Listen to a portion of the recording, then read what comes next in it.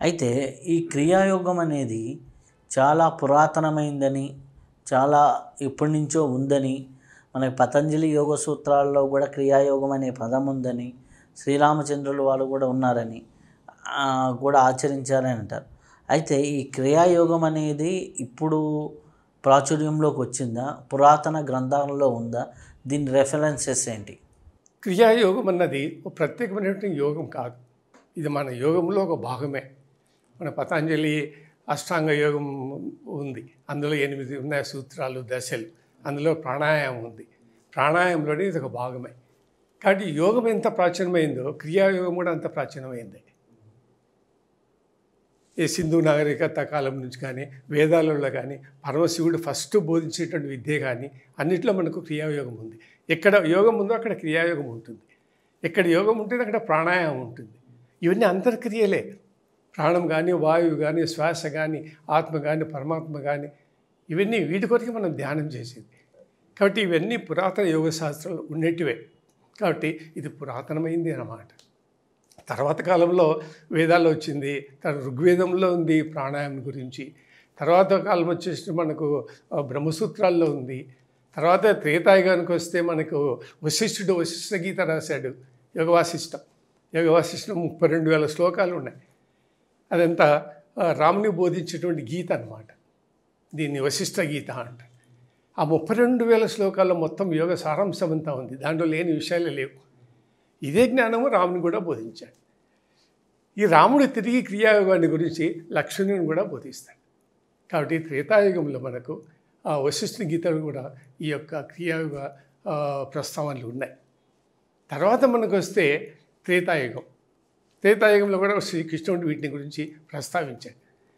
ఎక్కడి నుంచి స్టార్ట్ అవుతుందంటే శ్వాస, వాయువు, తర్వాత ఈ మనసుకు సంబంధం ఉంది. మనసును మనం నియంత్రించాలంటే శ్వాస ద్వారానే నియంత్రించాలి. శ్వాస అన్నది ఒక వాయువు, మనస్సు వాయువే, మనసు వాయు రూపమే, శ్వాస వాయు రూపమే. కాబట్టి మనసును అరికట్టాలి, మనసును నియంత్రణ చేయాలంటే ఈ శ్వాస ద్వారానే చేయాలి అని కృష్ణుడు ఆల్రెడీ భగవద్గీతలో చెప్పబడి ఉంది.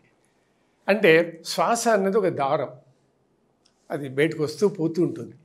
అదొక దారంతో ఈ మనసు అనే దాన్ని బంధించాలి, బయటకు పోకుండా అరికట్టాలి. మనసు బయటకు పోతూ ఉంటుంది, ఆలోచనలకు బాహ్య ప్రపంచంలో తిరుగుతూ ఉంటుంది. మనకు ఆలోచనలు వస్తున్నాయంటే ఏంటి? ఈ మనసును బయటకు పోకుండా చేయాలి. ఎట్లా చేయాలంటే శ్వాస ద్వారా చేయాలి. శ్వాస ఒక దారము, ఈ దారం దాన్ని బంధించాలి, అందుకే మనం శ్వాసను ఆపేస్తాం. ఆ సమయంలో మనసు బయటకు పోదు అనే ఉద్దేశంతో కృష్ణుడు ఆ సబ్జెక్ట్ డెవలప్ చేస్తాడు. చేసుకుంటూ క్రియలో ఉండేటువంటి సారాంశాలు ఏమంటే ఫస్ట్ ఆయన అంతఃకరణాలను నియంత్రించాలంటాడు. అంతఃకరణాలంటే మనసు, బుద్ధి, చిత్తము, అహంకారం. తర్వాత పంచ తన్మాత్రలు, దృశ్యాలు, శబ్దాలు, వాసనలు, రసము, గంధము, స్పర్శ, వాటిని కూడా నిరోధించాలి. తర్వాత ఉచ్ఛ్వాస నిశ్వాసలు రెండు సమానంగా పెట్టాలి అంటారు. ఇవన్నీ క్రియలే, ఇన్ని అంతరంగంలో జరిగేటివే. తర్వాత ఆత్మచింతన ఉండాలి అంటాడు. ఆత్మ కూడా అందులో యాడ్ అవుతుంది. ఆత్మ కూడా లోపలే ఉంటుంది కదా, అది కూడా అంతర్క్రియనే.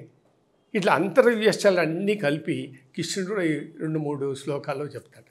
4వ అధ్యాయంలో 29వ శ్లోకంలో చెప్తాడు. మళ్ళీ 5వ అధ్యాయంలో 27, 28 శ్లోకాలలో ఈ క్రియాయోగం గురించి ఉంది. ఈ సారాంశాన్ని ఈ 5 పాయింట్లలో కవర్ అవుతాయి. తర్వాత దృష్టిని భూమధ్యమైన ఉంచమంటాడు. కాబట్టి దృష్టి అనేది కూడా భాగం కాదు, అంతరమే. అంతర్దృష్టిని ఉంచాలి, బాహ్య దృష్టిని ఇక్కడ మనం ఉంచలేము. అంతర్దృష్టిని అక్కడ ఉంచాలి. అంటే జ్ఞానేంద్రియాలను మనం ఇక్కడ ఉంచాలి. అది ప్రత్యేకమైనటువంటి విధానం అన్నమాట. మనం దృష్టి అంటుంటే భౌతిక దృష్టి అనుకుంటాం. ఈ భౌతిక దృష్టి కేవలం బాహ్య ప్రపంచంలో ఉండే వస్తువులనే చూడడానికి ఉపయోగపడతాయి, అంతరంలో ఉండి చూడడానికి ఉపయోగపడదు. దాన్ని మనం జ్ఞానేంద్రియాలను ఉపయోగించుకోవాలి. దాన్ని మనం తాడేని కూడా అంటూ ఉంటాం, 3వ కన్ను అంటూ ఉంటాం. కాబట్టి ఆ మనోనేత్రాలు, జ్ఞాననేత్రాలను ఇక్కడ కేంద్రీకరించాలి అంటారు. ఇవి 6 పాయింట్స్ క్రియాయోగంలో కృష్ణుడు చెప్పినటువంటి అంశాలు. కృష్ణుడి తర్వాత మనకు వచ్చేది పతాంజలి యోగ సూత్రం. పతాంజలి యోగ సూత్రం కూడా అవి. పతాంజలి యోగ సూత్రంలో లాస్ట్ 8వ దశ ఏంటి? సమాధి. సమాధి స్థితి చేరడానికే ఈ క్రియాయోగం ఏర్పడింది అంటాడు పతాంజలి. వారు చెప్పిన ప్రకారం 4 ప్రధాన సూత్రాలు ఉన్నాయి ఇందులో. ఒకటి, అవిద్యా లక్షణాలు ఉండకూడదు వ్యక్తి దగ్గర. కాబట్టి ఇది బాహ్యకర్మ కాదు. అవిద్య లక్షణాలు అంటే అంతర్మన ఉండేటువంటి మన బుద్ధికి సంబంధించినవి. అంటే రాగద్వేషాలు ఉండకూడదు, తర్వాత ద్వంద్వాలు ఉండకూడదు, క్లేశాలు దోషాలు కూడా ఉండకూడదు. కాబట్టి క్రియాయోగంలో ఒట్టి మనం శ్వాస పీల్చడం ప్రాణాయామే కాదు, ఈ దోషాలు కూడా ఉండకూడదు. వీటిని కూడా సాధించాలి. రెండవది తపస్సు. తపస్సు అంటే మనస్సుతో చేసేది. అంటే మనస్సును చెలించకుండా, శరీరం నుంచి బయటికి పోకుండా లోపలిని అరికట్టాలి. ఆలోచన రాకుండా ఉంటుంది, ధారణ ఏర్పడుతుంది. కాబట్టి తపస్సు అంటే మనస్సు పైన చేసేది, మనస్సుతో చేసేదే. ఈ మనస్సును ఆత్మతో లయం చేయించాలి, లేదా మనస్సు నుండి ఆత్మజ్ఞానంతో నింపాలి. లేకపోతే మనస్సును ప్రదర్శనం చేయించాలి ఆత్మ చుట్టూ. ఈ 3 క్రియలు ఉంటాయి ఆ మన తపస్సులో. కానీ ఈ యొక్క మనసును ఎలా నియంత్రించాలంటే, ఒకటి మనస్సు నిండా ఆత్మజ్ఞానం నింపడం, రెండో లేదా మనస్సును వచ్చేసి ఆత్మ యొక్క అంచుల దగ్గర పెట్టడం, మూడోది ఆ మనస్సు నిండా ఆత్మ జ్ఞానంతో నింపడం. నింపిన తర్వాత ఆ మనస్సును ఆత్మ చుట్టూ చిప్పడం. దాన్ని మనము ప్రదర్శన అంటాం, అంతర ప్రదర్శన, ఆత్మ ప్రదర్శన అంటాం. కాబట్టి ప్రదర్శన ఎట్లా చేయాలంటే మనం ఆత్మ చుట్టూ చేయాలి.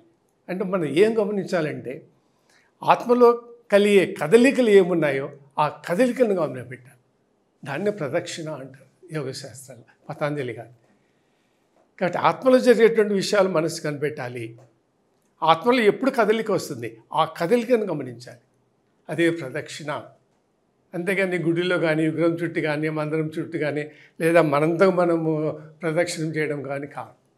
నీ మనస్సును ఆత్మ చుట్టూ తిప్పుకో, బయటకు పోనీయద్దు. ఒక ఆత్మనే మనస్సును నియంత్రణ చేయగలదు, ఒక ఆత్మనే అంకుశం మనస్సుకి, ఇంకా ఏ సాధన లేదు అన్నదే ప్రధాన అంశం అన్నమాట పతాంజలి యోగ సూత్రాల్లో. అదే మాదిరి స్వాధ్యాయం, ఆత్మజ్ఞానము, మంచి గ్రంథాలు, శాస్త్రాలు చదవడం. తర్వాత ఈశ్వర పరిధానం, అంటే కర్మ ఫలితాలన్నీ మనం పరమాత్మనికి సమర్పణ చేసుకోవాలి. మనం గీతలో కూడా ఉన్నాయి కర్మ ఫలాలను మనం పరమాత్మ సమర్పించుకోవాలని. కాబట్టి ఈశ్వర పరిధానం అంటే కృష్ణుడు చెప్పింది, పతాంజలి చెప్పింది రెండు ఒకటే. కాబట్టి ఈ పాయింట్, ఈ 4 కలిసి క్రియాయోగం అంట. ఇది పతాంజలి చెప్పినటువంటి సారాంశము క్రియాయోగం పైన. ఈ ప్రకారం పతాంజలి గారు పతాంజలి అంటే లేటెస్ట్, అంతకుముందు చెప్పిందే కృష్ణుడు, దాని ముందు చెప్పింది రామాయణ కాదు, ఇంకా దాని ముందు వేదాలు, తర్వాత మనకు వచ్చింది బ్రహ్మసూత్రాలు. కాబట్టి వీటన్నిటిలో కూడా మనకు క్రియాయోగ ప్రస్తావనలు ఉన్నాయి. కాబట్టి దాని ఆధారంగానే ఈరోజు ఇది కొద్దిగా బయటకు తీసుకురావడం అయింది, పునరుద్ధరించడం అయింది మా అవతార్ బాబా గారు. అందుకే ప్రచారంలోకి వచ్చింది. ఈ కోర్ సారాంశం క్రియాయోగం యొక్క చరిత్ర ఎలా ఉంది అని.